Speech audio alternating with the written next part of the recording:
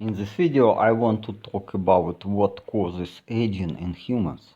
This video is supposed to be relatively short and it is summarizing my ideas, and so it gives to some extent a hint what we have to do to extend our life and to rejuvenate and to reverse aging.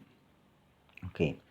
Every person in the world sooner or later gets a problem of aging and senile degeneration of his or her body.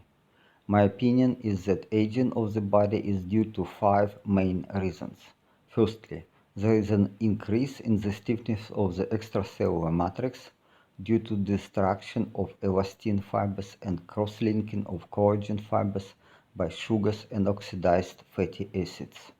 It is mostly polyunsaturated fatty acids. This change in the extracellular matrix stiffness is manifested in blood hypertension, reduction in vital lung capacity, nocturia, a loss of elasticity in muscles and skin, chronic hypoxia of tissues, as well as development of tissue fibrosis. Fibrosis is a characteristic of the aging of many organs such as heart, liver, kidney, and lungs. Aging is accompanied by the stiffening of blood vessels and reduction in the oxygen delivered to all organs and tissues, which leads to the development of chronic hypoxia. Therefore, energy metabolism in cells is shifting from oxidative phosphorylation in the mitochondria to aerobic glycolysis in the cytoplasm. This reduces the efficiency and total energy generation in the form of ATP molecules in many tissues such as liver, skeletal muscles, and brain. Energy-dependent physical activity and other cellular functions decrease due to the unmatched energy demand and supply, and in return, a decrease in physical activity in older age accelerates this metabolic shift, forming a vicious cycle. So it is all getting catastrophic. Secondly, there is an explosive increase in the number of so-called senescent or zombie cells, which stop dividing and perform their vital functions, but increase in size and become hyperactive in the production of pro-inflammatory signal molecules, so-called SASP signal, senescent associated secretive phenotype. Strictly speaking, healthy cells spontaneously enter the zombie state if the local extracellular matrix stiffness exceeds a certain threshold. This transition is a part of the mechanism of rapid healing of wounds in a young body, but in older age the stiffness of the extracellular matrix increases in all tissues, which leads to chronic tissue inflammation, explosive multiplication of zombie cells in their numbers and activity, and eventually to death. Thirdly, it is mitochondrial dysfunction both in the zombie cells and healthy cells. The number of mitochondria increases in zombie cells to provide energy for the production of signal proteins SASP. However, these mitochondria are less functional than those found in the healthy cells. They have a lower fatty acid oxidation efficiency. Instead, glucose is primary source of energy in the hyperactive zombie cells. An increased rate of glycolysis, even in the presence of oxygen, this is called Warburg effect, is one of the hallmarks of hyperactive zombie and cancer cells, as well as cells infected by viruses. Mitochondrial dysfunction increases the production of reactive oxygen species, especially hydrogen peroxide, by the mitochondria. Fourthly, this is accumulation of various junk and debris both in the extracellular matrix and inside long-living cells of the body. Lipofuscin is a name given to fine yellow-brown pigment granules composed of lipid-containing residues of liposomal digestion in long-living cells. Lipofuscin appears to be a product of the oxidation of unsaturated fatty acids, polyunsaturated fatty acids, and proteins. Aside from a large lipid content, lipofuscin is known to contain sugars and metals. Accumulation of lipofuscin happens because lysosomes don't have the proper enzymes to break lipofuscin down into nutrients. In time, the lysosomes of long-living cells and macrophages get bloated from lipofuscin, become unable to work properly, and eventually die out. The cells die out.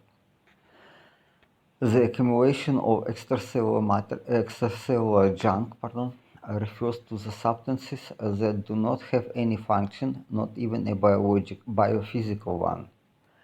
Most of this junk is termed amyloid of one variety or another. The accumulation of calcium oxalate crystals in the extracellular matrix is known as oxalosis. When oxalates enter the cells, they damage the mitochondria in such a way that production of reactive oxygen species increases, while the production of energy molecules, ATP, decreases. Calcium oxalate accumulates over time in all tissues of the body, even in the brain and nerves. It significantly worsens the quality of life and self-esteem of elders.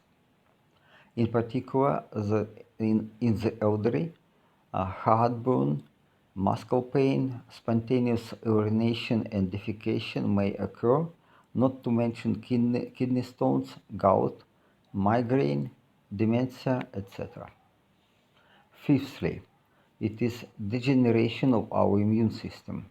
The immune system is closely integrated with the regular procedures of tissue maintenance and operation. It protects against invasive pathogens and eliminates abnormal cells. In the elastic extracellular matrix, immune and stem cells can migrate, destroy zombie cells, and repair tissues. In the stiff extracellular matrix, the migration of immune and stem cells is compromised, so it can no longer cope with the timely destruction of the abnormal cells. Therefore, the number of zombie cells is rising uncontrollably. It forms a vicious cycle of chronic inflammation and further stiffening of extracellular matrix. Also, inflammation of the immune system itself develops. The immune cells stop performing the variety of duties required to maintain a tissue's functionality when they are inflammatory in elders. I am very skeptical about other hallmarks of aging like epigenetic changes and damage to the DNA, as well as shortening of the DNA telomeres. Organ-like cells colonies make up the human body. Some cells, like neurons and stem cells, live a very long time. Others, such as fully developed stomach epithelium cells and skin epithelium cells, have a short lifespan. Old human cells may be revived by the Yamanaka factors and become pluripotent stem cells. Certain organs may be repaired locally if this technique is applied by Yamanaka factors, but I don't think it can significantly increase human longevity, much like stem cell therapy. The same doesn't work. Indeed, if the immune system task of removing abnormal cells cannot be successfully accomplished, then administering stem cells or creating them locally will not help. So again, it is my personal opinion.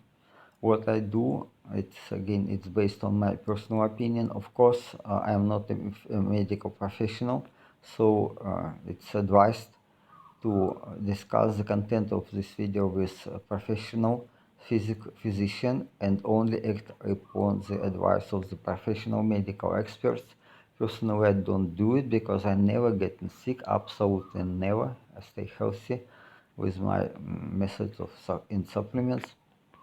So, but it is up to you again. It is not my responsibility to give you any medical advice. Thank you for your time to watch the video. Please comment, subscribe, like, ask questions, and share information. Have a wonderful day.